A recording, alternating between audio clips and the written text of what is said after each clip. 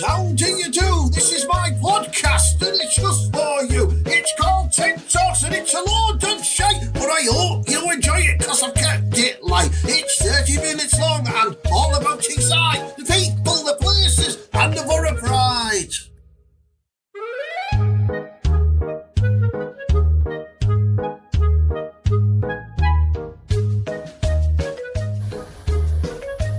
Now then, Matters, nice one. Thanks for tuning in to episode 3 of Ted Talks, the Ted Hanky podcast, like, you know what I mean? And, just thanks for supporting the show and that, because I think it's fucking class, me, like. But anyway, that's my personal opinion. So this is recorded in conjunction with Boro Fan TV and Shitehawk Comedy. Boro Fan TV providing Middlesbrough Football Club fan content and some other class stuff on that. And Shitehawk Comedy put on a lot of comedy nights in the North East and Yorkshire, and they're proper mint. So there you go. That's the sponsorship plugs done and that.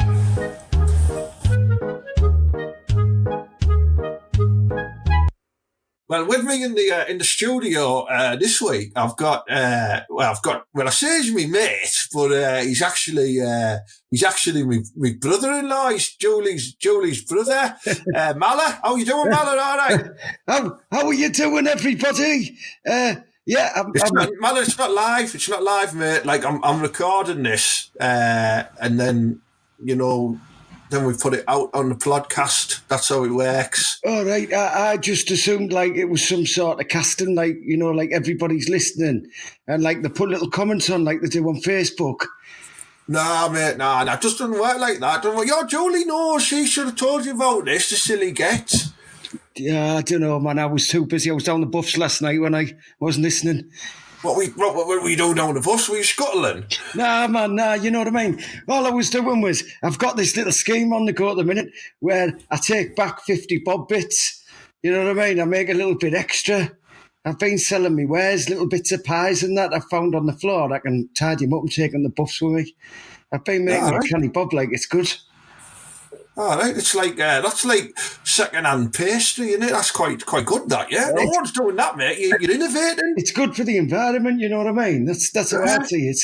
Stops people throwing sausage rolls to the ducks in Norton's duck pond because it's not good for them, is it? There, I'm telling you now, right? I went down to Norton Duck Pond the other day. Do you know what I mean? Just on a constitutional, like, I had like a couple of bottles of brown ale. And there's a sign, right? And it says, you can only feed these ducks cracked corn. What's that all about? They've gone all cosmopolitan on us. Cracked corn? Is that like drugged corn? I don't know. I will be honest. I took heed of the advice, so I didn't give him the stodgy bun that I'd got off our mum. All I did is I went and got some popcorn because I thought that'd be the same thing. So, you know what I mean? They were all chowing down on popcorn. Yeah, well, you could have put a film on for them. Just a warning for you there, ladies and gentlemen, be careful when you're on the duck pond because apparently there's some smacked up geese knocking about now. So, according to Mala anyway. Joe, read the signs, man. Read the signs. Read the signs. Mala, listen, my podcast, Ted Talks, right? We do a lot of talking about the Boro and that, and Woodgate and Robbie King's wife because she's fucking well tidy. But what's your thoughts on the Boro this season? Because, you had a season ticket 26 years ago, didn't you? Yeah, well, I was a bit famous around the Boro at the time. I was a bit of a mover and shaker with the boys. I've got some stories for you, like, but to be honest, mate, I'm happy with Woodgate, because he is one of our own. You know what I mean? What does that mean? Like one of our own? It sounds like some sort of like naughty little inbred family secret, doesn't it? Oh man, he's probably the greatest centre-back product to come out of Middlesbrough since David Wheater. Well, it's a fucking bold statement, that, Mala. You know what I mean? Yeah, right, I'm having this, if you're having this, have a listen, right? I would say he's better on the ball than Matthew Bates was. And everyone knew that he could play in midfield as well. So that's the sort of calibre of man I'm looking at with Woody. Yeah, but what's he like as a manager? You know what I mean? Apart from, like, he's had some good hairstyles over the years. What do you think he can bring to the the squad that he hasn't, do you think he sat in the shadows with Publius there and didn't really, voice his opinion, and now he's going to come out and just be like, fucking, hey, look at me, lads, don't be doing that, do this, that type of thing. I think he's got the respect of all the lads because he is one of our own. You know what I mean? I think he's got the respect of the supporters. He is one of us. Do you know what I mean? Proper Teesside, proper back. We're back. The team's back. They're going to be playing with passion. They're going to be playing with pride. Do you know what I mean? They'll be playing for the shirt again. I like that. Yeah, I like that. This is just how I was down the club the other day, and all the lads are talking about it. Like, we don't reckon we're going to sign nobody, but that's all right. Do you know what I mean? All the young lads are going to come in, and Woodgate's going to be about, and he's going to be like, get a move on. And they'll all be running dead fast for the ball and that. And Perkovic is going to be going mad, slapping people. It's going to be brilliant, man. It's going to be I want to see Perkovic, right? I want to see, when we play Leeds, I want to see Perkovic, right, get Belisa in a fucking sleeper hold and choke him out. How class would that be? Like, yeah! I reckon he'll do it, Yeah, he's class, man. I can't wait. It's just going to be excellent because even if we're not winning, Perkovic is just going to go and knock someone out on the sidelines. It's going to be proper top value for money this season, I think. It's going to be proper beauty, isn't it? It's going to be beauty. It's the first time, I think, in a long time I've come into a season and thought, I'm not bothered. I'm not bothered if we do well or not. I want to see him put some young lads in. Because, I mean, we're not millionaires, are we? We're not billionaires. We're not going to keep up with all the bigger teams and that. Do you know what I mean? We're just a small community team, so I think we should just be doing what we're doing. Yeah, it's a change of direction, isn't it? It's a change of direction, and it's what we need. And he's got some nice, hungry coaches who've got fit wives. I have to tell you something, though.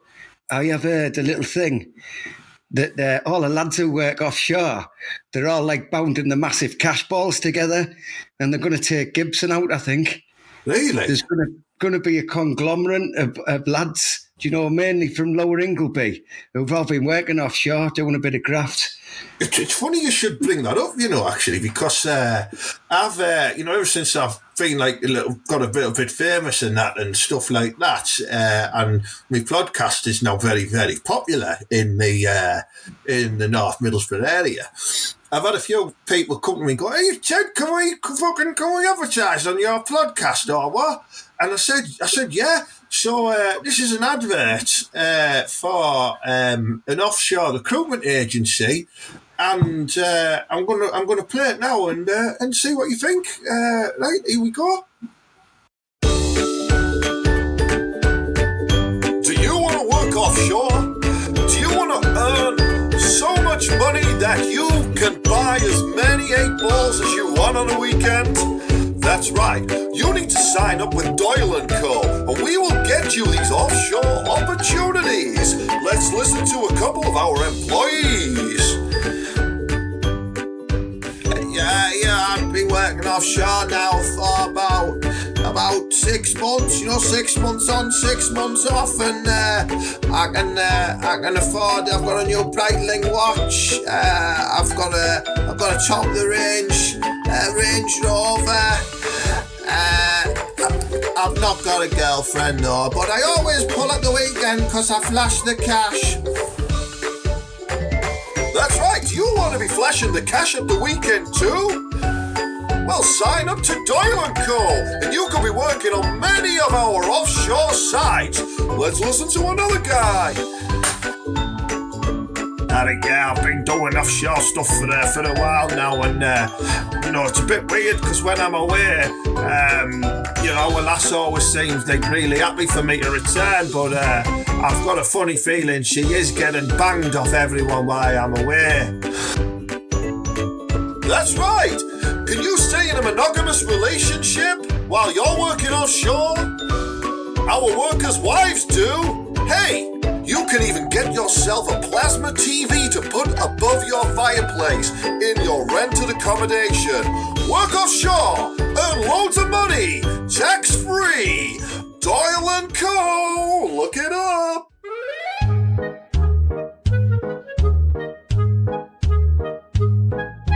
Yeah, I think I'm going to have to start listening to some of these adverts that are being submitted, because I'm not sure that sounds like a legitimate opportunity. You know what I mean? Like, I'm not mocking the lads who work offshore. You know what I mean? Doing rope access work and painting boats and stuff like that. You know, it's a tough job, but you do all wear Breitling watches though, and spend all your money on shite. But hey, anyway, that's just my opinion. You know, but look up Doyle & Co. That's all I'm saying. Look it up.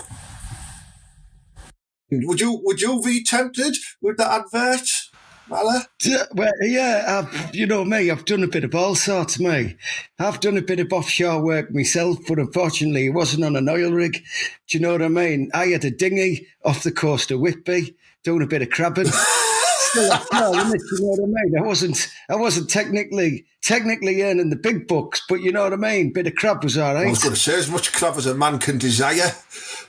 Well, do you know, I was happy with it. Do you know what I mean? I mean, all the rest of the lads were getting themselves away to like Holland and that.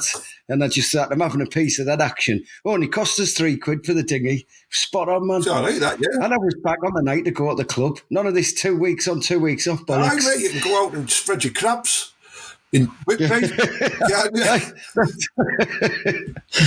That's what they do, man. That's what we're going to be doing. That's what their wives are doing, I think. Yeah, mate, they're all you're telling me like that these I mean, I'm sorry if people listening to this and they work offshore and this is their, like, you know, they're enjoying the podcast and that, but your wives are getting scuttled and banged at home. Well, 50% of them are, statistically, and I've done the research because I've scuttled a few myself, you know what I mean? Hey, you be doing what? I'm not with Julie anymore. I told you, Julie, she kicked me out. I'm living on my allotment. She's up to no good with that Puffy Derek. She's with Puffy Derek all the time. Listen, you've still got to stay true to her, you know what I mean? It's one of them things. You've got to be there for her when she wants you back. She's a complicated woman. I had around watching Muff Island with me, and, you know, I was hoping I was going to get stuck into a flange, but she was having none of it. Listen, right, she is a complicated woman. Do you know what I mean? You have to satisfy all her needs. You know, like maybe you go to a chip shop for a nice meal, but also the culture side of it. You know, make a bingo. You know, trying at the cultural high spots. Mecca, you know. Just, man, get her a dabber. She's away all night. I've seen her. She's like a ninja. I've made my own dabbers out of parsnips and paint. So I've seen it, man. I'll use a couple of them. That'll be all right, won't it?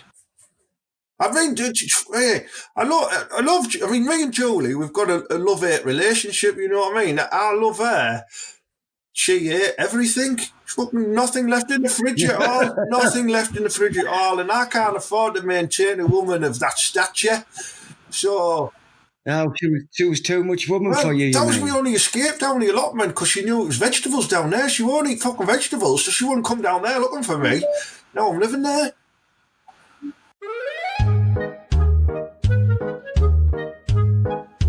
Yeah, I've done my time on the allotments myself. I've got a couple of stories, actually. Go on. You might be interested in being a podcast. When I was down on my allotments back in the mid 80s, I'm talking like 86, you know, when the Boro were in trouble and that. A lot of people don't know this, but I only had some of the Boro team working for me, didn't I, pick and veg when there were skins.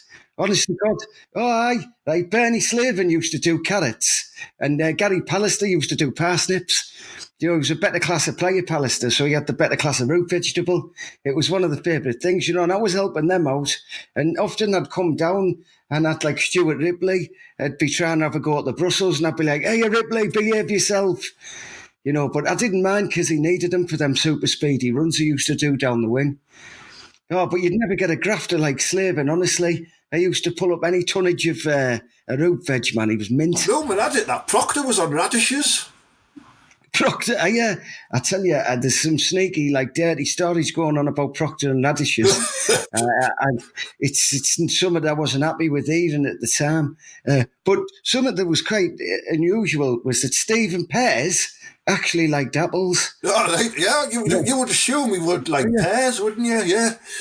Yeah, you can have that, you know what I mean? Just put that in your back pocket. Maybe the only pears he liked was a big pair of wangers, because we all know Pears, he had an eye for the ladies.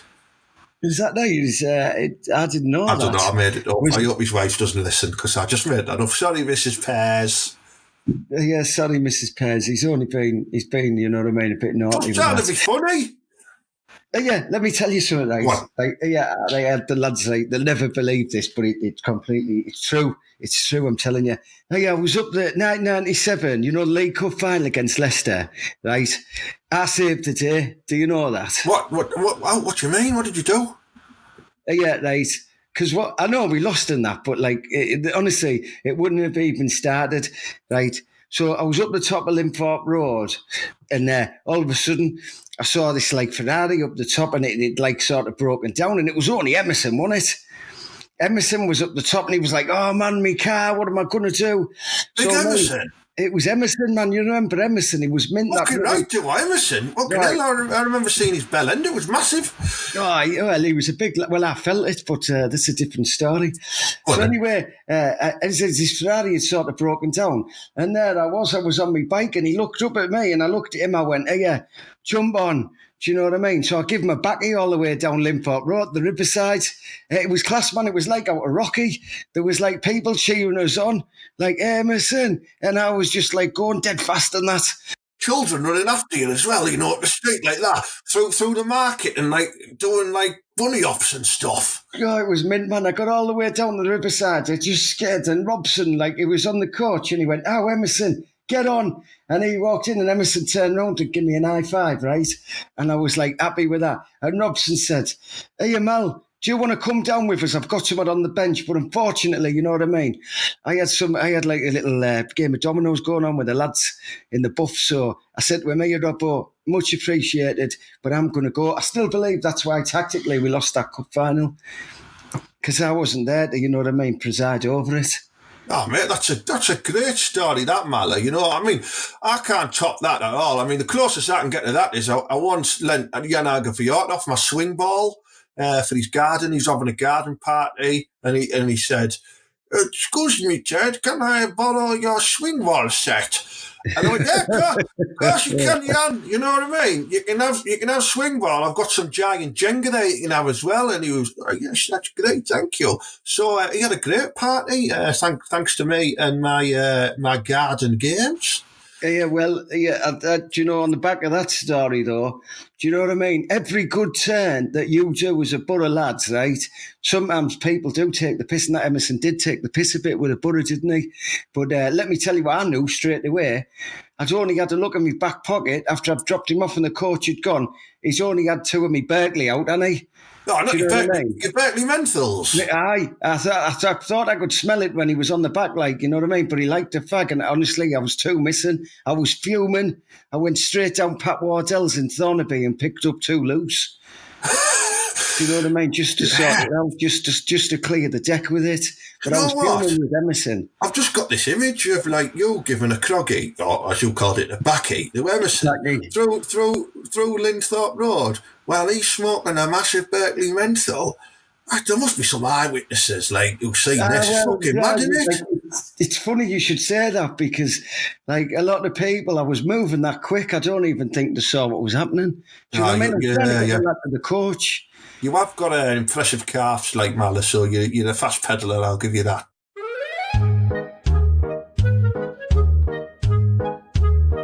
But I mean, I've always been a Boro supporter, as yourself. Do you know what I mean? But no one, for me, has impressed me and had as much an effect on my life of you as, Ted, when we were in John Street Arcade and I saw your clock double dragon for the first time. Yeah, John Street Pool Club, the arcade, in Stockton, yeah. No one had clocked double dragon before, but I clocked it straight away, you know what I mean? I fucking got all the way through them levels, beat the big boss and everything, didn't I? Clocked. Oh yeah, man! Like it was an amazing fight. There was like me. There was about 10 of us all round, like the double dragon one. And you can play as 2 players, right? But Ted didn't even need that. He was just playing. He was using both the joysticks, mind, and like he was controlling 2 people at the same time. I got my toes up at one point to hold 2 of the buttons down to do a special move as well. It was fucking hard technique, that, you know, mate. It took me a while to practice that. Our Julie said that was the only thing she liked about you. Well, I used to call Julie Little Toe, didn't I? Because, you know, no matter how much I didn't want to, and I'd always get smashed and end up banging it on the kitchen table. So it's a little affectionate name for her. Yeah, no, mate. You know, on the subject of computer games, you remember when we went down to Chips as well in Stockton, and you know, not only did I fucking smash Double Dragon to pieces in John Street Pool Club, in Chips in Stockton, I clocked the WWF machine, didn't I? Remember it? Well, Mr. Perfect. Oh, yeah, mate. That was like a world of its own. It was a bit too expensive for me, that WWF machine. Do you know what I mean? But 50 pence a go back then, you know what I mean? That was 6 single cigarettes from Pat Wardell's. Oh, man, I used to have to hold up the Lowcocks van just to get out, you know what I mean? Yeah. Just have to get used to robbing like a crate of him off the back as he was stopped. And then we'd take him to Pat's and get him in and get 5 pence back in, and then he'd come and pick the bottles up again, the daft get. Yeah. Honestly. But it was quite a racket. I mean, it had him all in, didn't it? I mean, there was like Hulk Hogan, wasn't there? Yeah, he had Texas Tornado, Ultimate Warrior. Texas, like just while we're on that, did you know that Texas Tornado only had 1 foot? Fuck off! He had a prosthetic foot, man. I swear down. Is that why they called him the Tornado and he kept spinning around in a circle when he walked? Aye, Google it. Like, he did used to spin round, didn't he? And it people in a circle. But he only had 1 foot. The other one was a false foot. It's mad, that, isn't it? Wow. I heard that Jake the Snake Roberts' tash was prosthetic. I think it was, mate, to be honest with you. I mean, it was too luscious at all times. Well, anyway, listen, we're on the subject of computer games and in retro games in particular. It's nice. We've talked about football. We've talked a little bit about scuttling. We've talked a little bit about some very good stories around the allotment area, which, you know, I think is brilliant. And now we've moved on, a seamless link of computer games. I think that's great. So, I mean, did you ever used to play Sensible World of Soccer on the Amiga? Yeah, I did. Well, I used to have to come round yours, Ted, didn't I? Do you know what I mean? Because we didn't have an Amiga. Like, we were stuck with a Master System. But I did, yeah. I used to really enjoy it, especially doing them diving headers from the halfway line and making them score. We used to be able to edit the team, didn't we? And put me and you up front for Liverpool or for Man United or someone like that. Sometimes the Boro as well, but I didn't feel right overwriting some of the Boro players. So we'd put ourselves in like a top team and we'd just fucking go. Ted Hanky scored about 62 goals a season. It was class. What about worms? Oh, mate, no, I got them. The doctor sorted me out with them, pal. No, you daft get. I mean, the computer game. Oh, wait, you fired like rockets and shit like that? Yeah, well, aye. Oh, yeah. Do you know what? I mean, I was thinking about this the other day, computer games, and what I did is, because I'm well famous now. Now I'm doing my podcast and my Boro Fan TV, and I've got do a bit of comedy and that, and I've got loads of celebrity friends. So what I did was, I rang a load of them up, and I spoke to them on the phone, and I just simply asked them, what the favourite computer games were from the past, and this is what they said.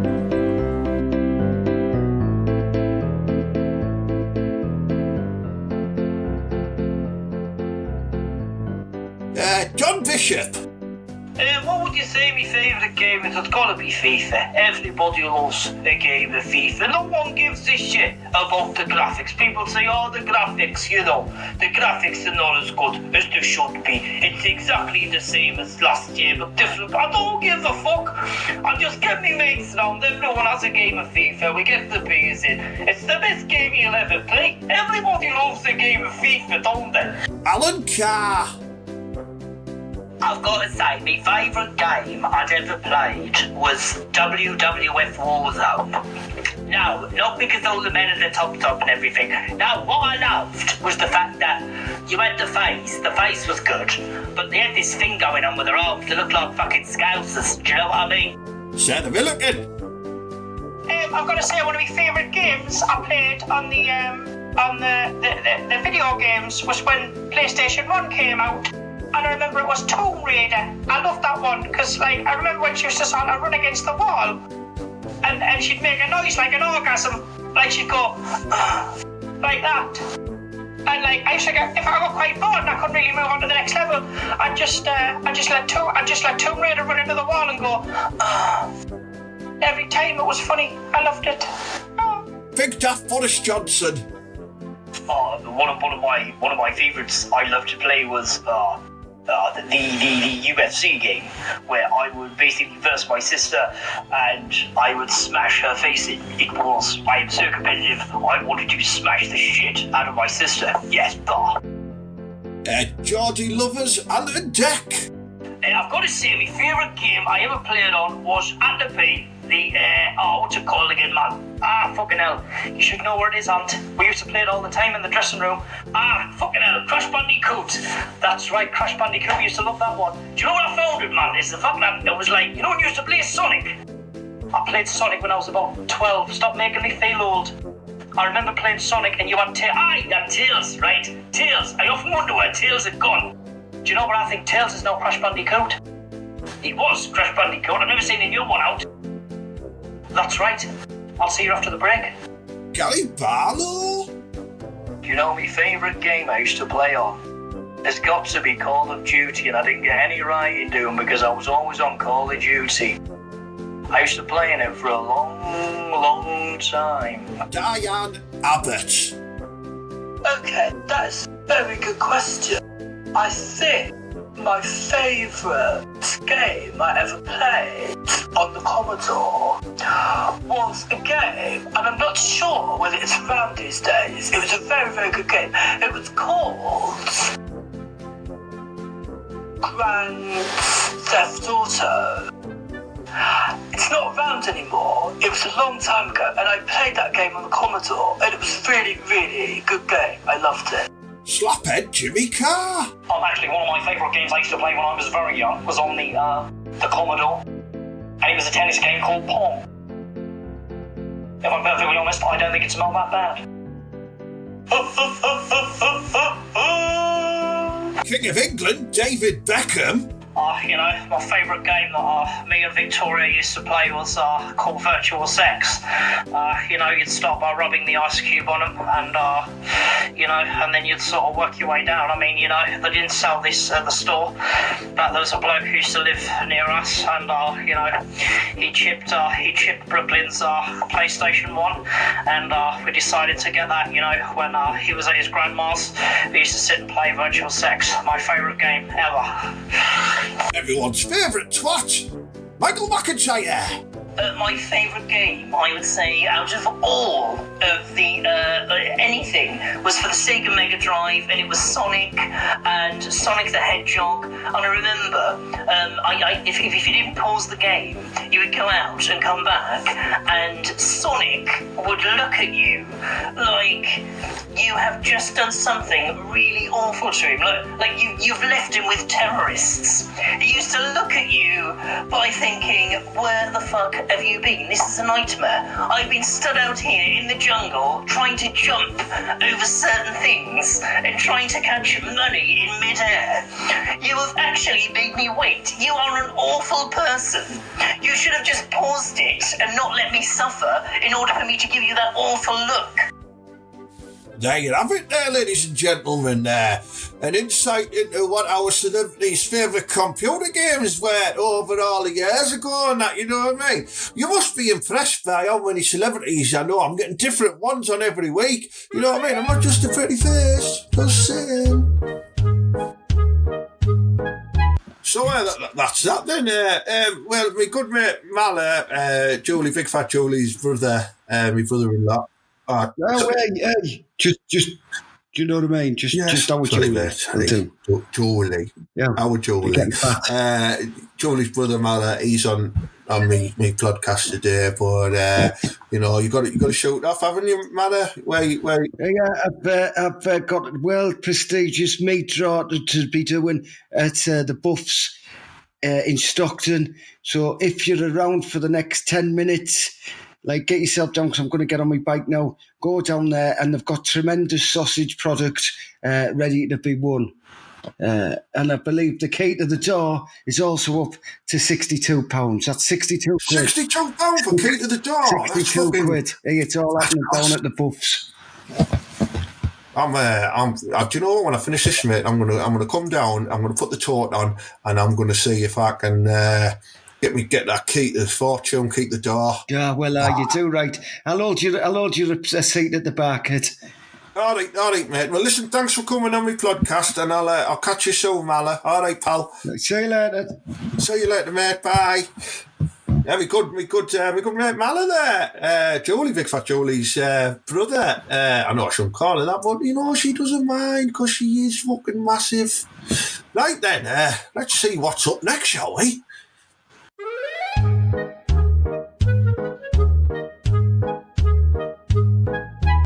Right then, this is a new part of my show that I'm going to try and do each week now, where I've put a Facebook post out asking for my followers to just ask me a question. So this is a little game called Ask Ted.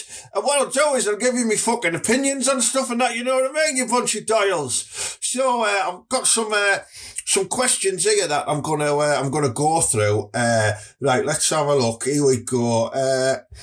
Tom HUFC, who's the filthiest woman you've been with, Mara? Probably your mum, Tom.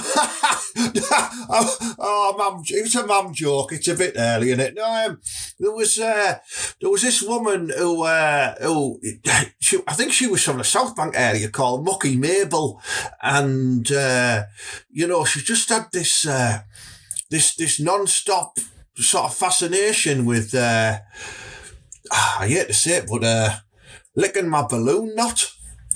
So, yeah, Mucky Mabel, I'll answer that one for you there, Tom.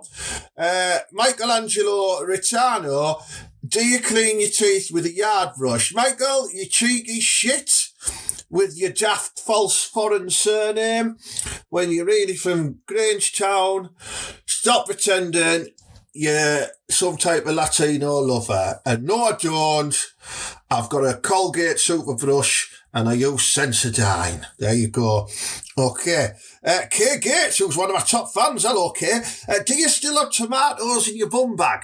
Now, this is Kay came to one of my gigs that I did in Middlesbrough at the weekend, and I had some tomatoes in my bum bag and some mushrooms and stuff like that. And, you know, I think it enticed her to want to put her hands inside my bum bag. But no, Kay, I don't, because tomatoes go off very fast, my dear, so I've had to take them out. So, you know, that's the answer to that one. Josh Williamson, how fat exactly is Julie, Big Fat Julie?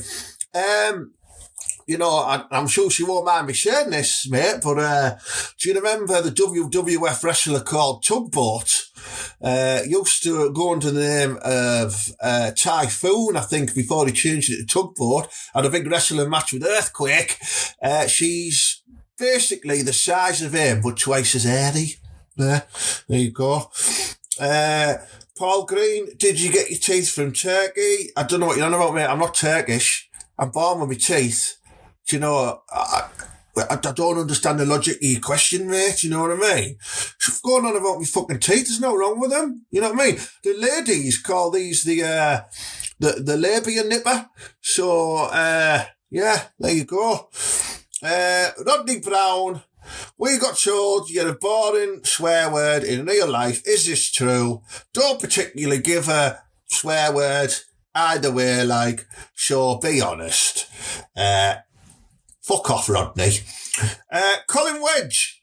Ted, the Buddha BG. What music do you chill to when you're not watching Muff Island? Well, I'll tell you this now, Wedgie. I do like to get down to a bit of the core. Like to get down to a little bit of status quo, relaxing. It's nice. Can be a bit rocky as well. Big fan of ELO. And I'm partial to the odd bit of Aswad. So, and others. Fucking hell, he's another one. Mark Taverner, as if your nipples are older than your teeth. Not if you're not born with nipples, Mark. And some people aren't. So you shouldn't be taking the piss out of that, should you? I hope you feel really bad. Sean Hall, I love the air, Ted. I just wish I had some of mine. My question is obviously about the mighty Boro. Oh, here we go, Sean. This is more like it, lad. With Publish T-Rex now gone, are you hopeful and positive with the season ahead? And if you could bring in one player, who would it be and why? Up the Boro. I'm feeling very positive about the season. I think if we get off to a good start, we're going to do all right, you know what I mean? We've got to believe in the lads. We've got a good coaching setup now. A couple of players we need to bring in. I think we need some experience.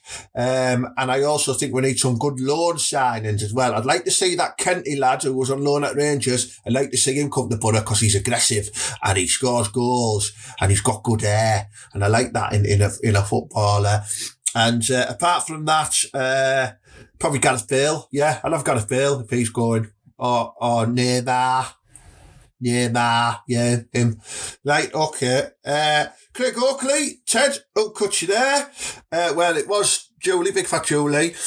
But since she kicked me out and I'm living on my allotment, I sort of cut it myself now. I've got some blunt scissors that I also use on my parsnips, and it's quite good for trimming my fringe as well. Mark Phillips, what's your take on the Jaffa cake debate? Cake or biscuit? Well, for me, it's a biscuit. It's just a soft biscuit, innit? It's like, you know, when you leave your custard creams out for a few days and they go a bit soft. That's like Jaffa cakes. They're just soft and squishy, shitty fucking biscuits like that. Chris Libby, are you related to the fella on the Aviva adverts? Yes, I am. It's my brother Clive.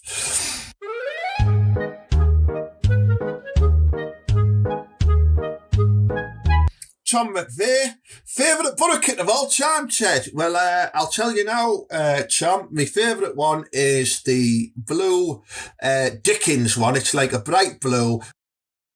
I think it was from, it might even be from 88, 86, I can't remember, but that's my favourite one. Graham Ashton, what gigs are you doing around Teesside dates and locations, please? I've just done 2, Graham. I've just done one in Skelton, I've just done one in the Boro, and you didn't come. So you can, I'll do some more soon, I promise. I'm actually up in Scotland this week at a club called Monkey Barrel, where loads of famous comedians go and do stuff, and I'm going to go and do some stuff, and they probably won't laugh because they just won't get me jokes and that, but who cares? But there'll be something coming up soon, I'm sure. There's plenty of great comedy nights in the Boro, and I'm sure one of them is going to book me sooner or later. So I'll let you know, and I'll put it on my page when I don't have gigs. Right, okay. Oh, and Grahamy's asked another one. He's a greedy bastard. Now that you've teamed up with Boro Fan TV, will you be doing fan interviews before and after Boro games? I'm in discussion with him. I'm negotiating. You know what I mean? I want a curly whirly. I probably want a hooker and a few other things, maybe a bottle of Mad Dog 2020 or something like that, weekly, for me to go and do match day interviews. I doubt I'll go and do the away days because, you know what I mean, I'm a bit of a scrapper and, you know, that's the last thing you want. But when I'm on home turf, I'm relaxed, I'm cool, you know what I mean? So I might pop down the stadium and do some interviews and that, you know, or I might just walk around the pubs and do it. I don't know. We'll just see. But I'm up for doing whatever. Tom HUFC, he's put a nice comment saying Ted Hanky walks on water. I think he's meant to say walks on water. And making me out to some type of Christ-like figure. I'll accept that. John McIntyre, since your newfound fame and fortune, well, let me tell you now, John, there's no fucking fortune. I've got a little bit of fame. How do you console yourself with all the female attention from some of the world's top models? It is a good point, John. I am a bit of a flange magnet, and that has now gone through the roof since I started doing my podcast and videos and my comedy and my Boro Fan TV. I'm getting flange offers all the time, you know, but, Big Fat Julie, she's getting a bit jealous. You know what I mean? So we'll see what happens. I might have to start just proper booking loads of lasses soon because I'm getting a bit, sick of waiting for Julie. So there you heard it first. Big Ted, she's going to go out there and start doing some booking soon. Stephen Davis, does your barber put a ball on your head? No. Why would he do that? I don't understand. Why would he do that? It's not fucking fruit shop, mate. So, if he did, I'd knock him out. I'd proper spark him out if he put a ball on my head. Let's have a look. Oh, Mark McTominay. What do you call one of these, Ted? And he's put a picture of what I call a bread bun. Now, some people might call it a bread cake, or some people might call it a stotty, or some people might call it a bun. But I call it a bread bun, because it's a bun made out of bread. But it's a bit of a contentious subject, that, isn't it? My good mate Greg Husband, class on the guitar, Greg. Can't sing for shit though. I'm only joking, Greg. You're a multi-talented, fantastic guy. And he's put, have you ever made love under the stars? Have I ever made love under the stars? I've made love underneath a few brown stars, but that was a bit of a swingers party that went a bit wrong in Normanby. Anyway, I've done a bit of scuttling outside. I can't remember whether it was night time or it was daytime, but the stars will have still been there, Greg. So as I was scuttling deep, I'm sure the stars were twinkling on my fine ass. I've just had one last one drop in there from Stuart Douglas. Ted Matter, how can I get my wanky southern colleagues to stop calling me a Geordie, even though I'm from the borough? Some of them are from as far south as Keighley. What I would do personally, without having to change your accent, is just give them all a bat. Just bat them all. Give them all a bat and go, don't fucking have that then, you daft bastards, you know what I mean? And put your worst borough accent on. And then the ones from Keith will go, all right, mate, I'm sorry about that. I didn't know you were going to be going down knocking out bats and stuff like that at us. I won't call you Geordie lad ever again, I promise, I swear, I won't. That's how you do it. They'll shit themselves. So, there you go. And I think that's all of your fantastic questions. Thank you very much for taking the time to post them on my page. I'll probably do this again next week as well. But go easy on the teeth questions. You know what I mean? I used to get bullied at school for having big teeth, and then do you know what I did? I started fucking biting people. That don't stop them, didn't it? So, you know what I mean? If I see you out down the town and you give me some jip about my teeth, I'll fucking bite your face off, you know? I'm only joking, I'm not really that violent, but please, be nice to me.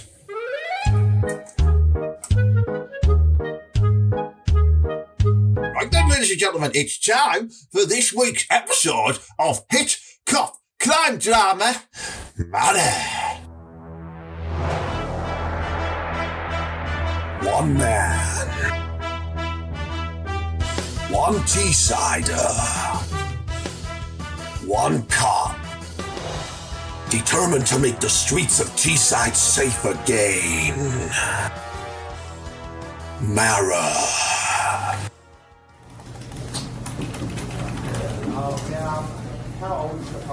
Hey, has anybody in here seen Officer Mara? I demand to see him immediately. Have you seen him? Have you seen him anywhere? No, I've not seen him. I've not seen him for a few days now. I think he's undercover somewhere. Right, well, you put a call out and you get him and you tell him that Sergeant MacDonald needs to speak to him urgently. I've got a big case for him. Yeah, sure thing. Yeah, I'll do that. No problem. Hello? Is that Officer Mara? Yeah, who's this like? This is Sergeant MacDonald, sunshine. Where the hell are you? I've got a big important case for you. I've been trying to get hold of you for ages now, sunshine. I'm on my holidays, mate. Fucking hell. I'm in Benidorm. Were you pissed off? Oh. Right, okay. Next week on Mara.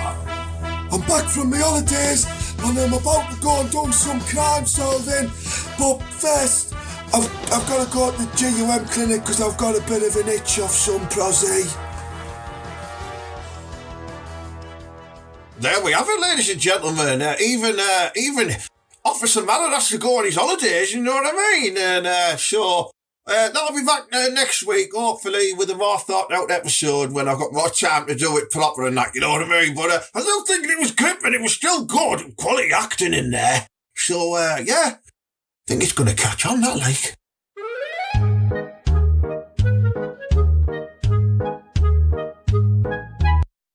Right, that brings us close to episode 3 of my podcast, Ted Talks, the Ted Hanky podcast. I hope you've enjoyed this episode. Massive thanks to my brother-in-law, Mala, for coming and helping us out and that, you know what I mean? And huge thank you to everyone who sent in the questions for the Ask Ted piece tonight. I'm going to keep that in the show. I thought it was quite good, actually, yeah, you know what I mean? So we're running at about 45 minutes now. We don't plan to take them any more than that going forwards, but if you're enjoying them, leave us a nice comment, please, on either Podbean or iTunes or Spotify or YouTube. They're the 4 places you can pick up this great podcast. And, share it about, tell your matters. Let's spread the word. You know what I mean? Because it's classy. I love doing them. They're good fun. I'll get no money, because each week I'm sharing this link called coffee.co.uk or coffee.com, spelt with a K-O-F-I, and it's where you can buy 10 of coffee. And, the funny thing is, none of you bastards have bought me one. So just check the link out. It's on the podcast page, and I put it on my Facebook post, and just click it, man, and buy you some fucking coffee, you know what I mean? Now, if you don't worry, just enjoy the show, keep tuning in, keep sharing, and I'll see you next time, manners. Big thank you to Boro Fan TV and Shitehawk Comedy for sponsoring the show. Up the Boro, believe!